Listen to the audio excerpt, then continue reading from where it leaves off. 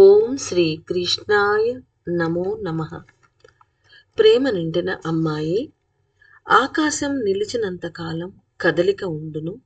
ప్రేమ నిలిచి ఉన్నంతకాలం దేవాలయాలు, పూజా పద్ధతులు, మానవ జీవన కదలికలు నిలిచి ఉంటాయి. మానవుల ఆలోచనలు పలు విధములుగా మారిపోయి ఉన్నవి. ఈ సమయంలో నేను ఏ పనిని చేస్తూ ఉన్నానో, అగస్త్యుల వారు ఏ పనిని చేస్తూ ఉన్నారు, అన్వాలయం ఏ పనిని చేస్తూ ఉన్నది అని భావన చేయి. శ్రీకృష్ణునిగా నిలిచి, హనుమ వలె నిలిచి, యుగాంతంలో జరిగే యుద్ధాన్ని ఆపుటకై ఒక దూత వలె నిలిచి పనిచేస్తూ ఉన్నాను. సూక్ష్మంగా స్వీకరించగలిగే ఆత్మల సహాయంతో ఆసురీ గుణములను కలిగిన మానవ బుద్ధిని ఆక్రమించి మంచి శక్తులను, మంచి సూచనా సలహాలను ఇస్తూ ఉన్నాను. ఒక దూతగా ఈ సమయంలో నేను పనిచేస్తూ నిలిచి ఉన్నాను అని తెలుసుకో. కాలం మారి ఉన్న ఈ స్థితిలో అన్ని స్థితిగతులు మార్పు చెందును. అన్వాలయం అనే లోకంలో నివసించే ఆత్మలు సత్యాన్ని గ్రహించగలరు. కలి పోరాటంలో ధర్మం వైపు నిలిచి వారు విజయం సాధిస్తారు. రాబోవు స్థితిని గమనించి నేను చెబుతూ ఉన్నాను. యుద్ధ మేఘాలు ఆవరించి ఉన్నను, అవి ఒకటితో ఒకటి ఢీకొని మెరుపులు పిడుగులను సృష్టించకుండా అడ్డుకొని వాని యొక్క ప్రకంపనలు బలాన్ని నేను ప్రయత్నపూర్వకంగా మార్చి అమరుస్తూ వస్తున్నాను. కాలము వలన వాయిదా వేసిన పనులన్నీ మరలా కదలికలను పొందే స్థితి కూడా ఏర్పడును. వాయిదా వేసే పనులన్నీ శబ్దముల వలన ఏర్పడుతున్నవి. దూతగా వెళ్ళి రాజైన కలిపురుషునితో మాట్లాడిన మాటల శబ్దాలన్నీ భౌతికంలో అనగా భౌతిక జగత్తులో ఆత్మ గాయత్రి మంత్రం యొక్క రూపాన్ని సంతరించుకున్నవి. మంత్రాన్ని పలుకగా పలుకగా మానవ ఆత్మలు మేలుకొని జరగబోయే కలి పోరాటంలో దేవతలతో కలిసి వారు పోరాడుతారు. ఆత్మ గాయత్రి మంత్రం గ్రహించి గ్రహించి అర్థం చేసుకొని ఉచ్చరించగా గాలిలో కలిసే ఉన్నతమైన శబ్దముల యొక్క ఉష్ణ మూలకాలు పలు విధములైన టాక్సిన్స్ని నాశనం చేస్తూ ఉన్నవి. లోకంలో అనేక పద్ధతులలో మార్పులు కూడా రానున్నవి. కలియుగ శాస్త్రం అనే గ్రంథాన్ని సమయం యొక్క స్థితిగతులను గమనించి దానిని అనుగ్రహించుటకై వేచి ఉన్నాను.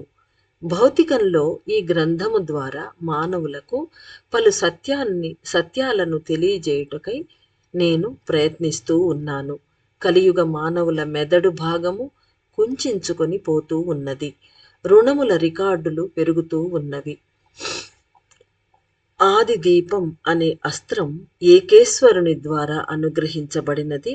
దానిలో అందరూ దైవములు నివసించుటకై ప్రయత్నాలు చేస్తూ ఉన్నారు. పూర్ణత్వం పొంది శక్తి స్థాపన చేయబడిన అనగా ఎనర్జైజ్ చేయబడిన ఆది విళక్కు లేదా ఆది దీపం అన్ని వైపులా వ్యాపించు వేళ కలియుగ శాస్త్రాలు కూడా పూర్తిగా రూపుదిద్దుకొనగలవు. కలియుగ శాస్త్రాలు అని ఇక్కడ ఎందుకు కృష్ణ పరమాత్మ చెప్తున్నారంటే అది అనేక భాగాలుగా ఉన్నట్లుగా ఉన్నది. అందుకని ప్లూరల్ నెంబర్ యూజ్ చేశారు.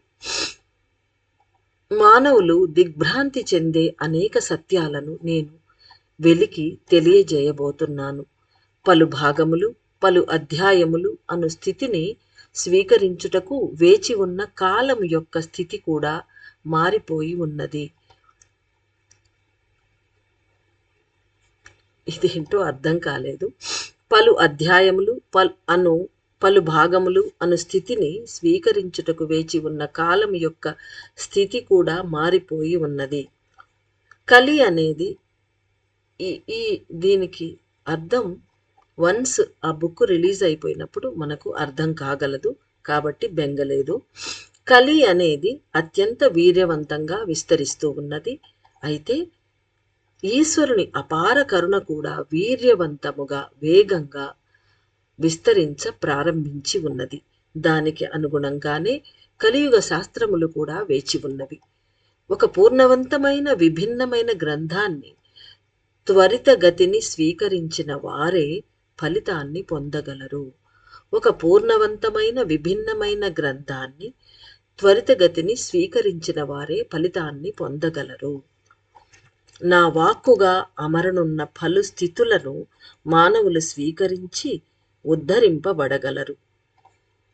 అనగా కొన్ని స్థితులు మనకు ఏర్పడినప్పుడు అది పరమాత్మ వాక్కు, శ్రీకృష్ణుని వాక్కుగా ఆయనను నమ్మిన వాళ్ళు వాటిని స్వీకరించి యాక్సెప్ట్ చేసుకొని ఉన్నప్పుడు వాళ్ళు ఉద్ధరింపబడగలరు అంటున్నారు. అంటే ఇప్పుడు కాలంలో ఏదైనా పరిస్థితులు ఏర్పడినప్పుడు అది భగవంతుడే నిర్దేశిస్తున్నాడు అని మనం అర్థం చేసుకొని we have to accept it. అదే ఇక్కడ అన్యాపదేశంగా శ్రీకృష్ణ పరమాత్మ మనకు తెలియజేస్తూ ఉన్నారు.